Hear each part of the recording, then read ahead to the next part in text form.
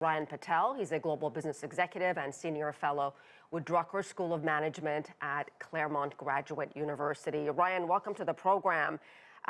We've seen President Xi on world stage, first in Bali for the G20 and then now in Bangkok for APEC. What is China, in your opinion, hope to get out of these discussions?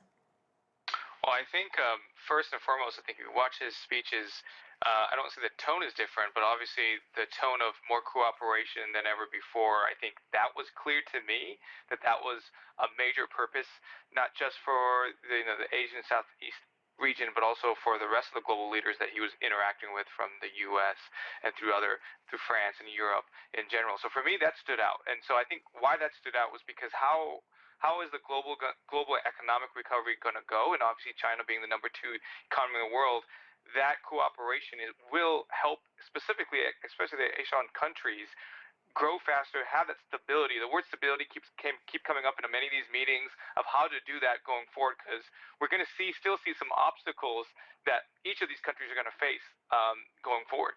Ryan, I understand the cooperation part, but is there an actual game plan, even a sense of unity on how to do that, on how to promote economic growth in this region, given the big global downturn after the pandemic and now because of what's happening in Ukraine? And that's a great question. I think part of it is, some of it is, yes, I want to say yes, there is a game plan, but it's really hard because you don't see the whole thing come through. I think when you think of supply chain and trade, that obviously needs to be more open. Obviously, China's economy has taken,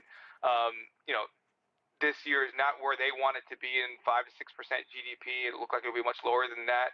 And because of that, it also hurts their imports and exports within the region. So the game plan would be, hey, how do you increase your consumer spending in China? How do you increase consumer spending coming back into China as well for them? And then back to the region, right? You think of Vietnam, you think of Thailand, you think of Japan. China and Japan just met. The heads of state just met for the first time in 3 years. So to create a communication, I think communication has to start first to have even a strategy. And I think we're just starting again to do that.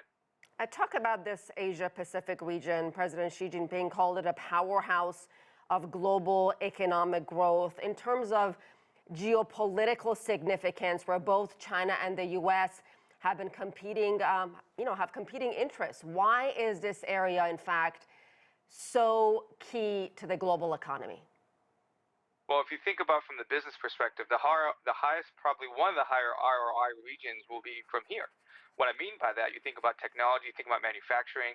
Look what Vietnam has done in the last 3-4 years of the manufacturing, output that they're having. Even though the country is smaller in land, the infrastructure spending is going up. So you can see a lot of different places like Thailand, like Philippines, grow at a higher rate than many other countries around there. I think the other region that I can think of, which would be Africa and Latin America, but obviously there's a lot more infrastructure spending, and obviously being closer to North America on this side, there is this interest. Don't forget Australia. I can't forget Australia and New Zealand also in the mix of being able to coordinate and cross, especially when it comes to supply chain technology, and also interconnected among the other economies is really easy among that region. So you can see it, instead of being individual countries, it's actually one whole impact. And if it moves in one way, it can make more of an impact for many of these communities and consumers.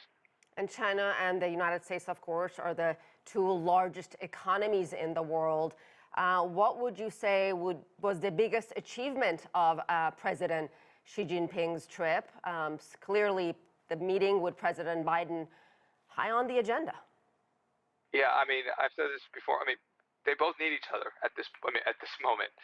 Both economies need to recover. They also need to help other economies lift them up as well. And so what I took away from the meeting, one word: communication. It seemed like they're communicating again. They're, maybe collaborating might be maybe too strong a word, but I think that's what seemed like what took away from the meeting, or at least what I saw. And so that is a good sign.